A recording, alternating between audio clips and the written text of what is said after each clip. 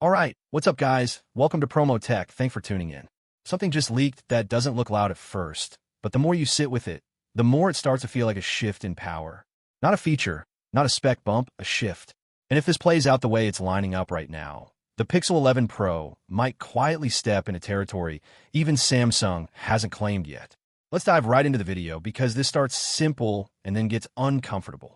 The Pixel 11 Pro is rumored to use Samsung's newer M16 OLED panel, while Samsung's own flagship phones are still on M14. And when you hear that side by side, you realize this isn't Google improving, it's Google skipping ahead. That gap isn't cosmetic. That's a full generation difference in how the display behaves. And behavior is the key word here, because people hear brighter screen and think it's just about numbers. But current panels already hit high brightness. They just don't sustain it well. They spike, they dim, they protect themselves. What M16 changes is consistency. The kind where you step outside in harsh sunlight and the screen doesn't fight you. It just stays visible, calm, controlled. That's not something you notice in a review. It's something you feel every single day without thinking about it. Now here's where it gets even more interesting.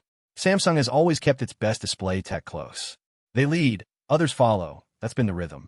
But if Pixel ships with M16 first, then something changed behind the curtain.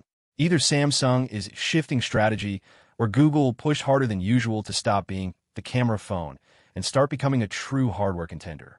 And honestly, that second option feels more likely. Because look at the pattern. Pixel has been slowly fixing its weaknesses: thermals, efficiency, polish. Nothing dramatic, just quiet corrections every year. And this feels like the first time Google isn't fixing a weakness. It's trying to take a lead. But then the story twists again. Samsung's upcoming foldables are rumored to stick with older panel generations. So think about that for a second.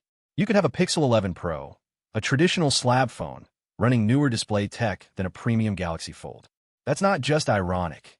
That's strategic prioritization. It suggests Samsung might be optimizing foldables differently, maybe for durability or cost, instead of pushing bleeding-edge display tech there. And this is where things start getting harder to judge as a buyer. Because on paper, everything will look flagship. Everything will sound fast, bright, powerful. But the real differences are becoming invisible. How long brightness holds, how colors settle, how efficient the panel is over time. That's exactly why platforms like Wallverse are starting to matter more, because they focus on how devices actually behave, not just what they claim. And with changes like this, behavior is the whole story. Now layer this with timing. Similar display tech is expected to show up in future iPhones, but later, which puts Pixel in a rare position. Not following, not reacting, but arriving early. And Apple usually controls the narrative when it comes to display quality.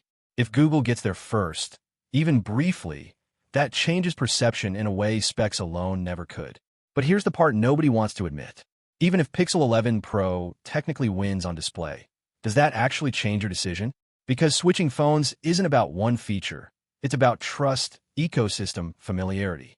And Pixel, for a lot of people, still sits just outside that default choice zone. So now we're in this weird middle ground, where Google might be doing something genuinely ahead of the curve, and still needs to prove it matters. Also, quick thing. Over 70% of you watching right now aren't subscribed. And if you're into catching these quiet shifts before they become headlines, you're already thinking differently. Subscribing just means you don't miss when these small changes turn into big ones. Because if this is real, if Pixel 11 Pro really lands with display tech ahead of both Samsung and Apple, then this isn't just a one-off upgrade. It's a signal that Google might finally be done playing catch-up. And if that's true, what happens when they stop chasing and start setting the pace instead? Take care and stay safe. I'll see you in the next one soon.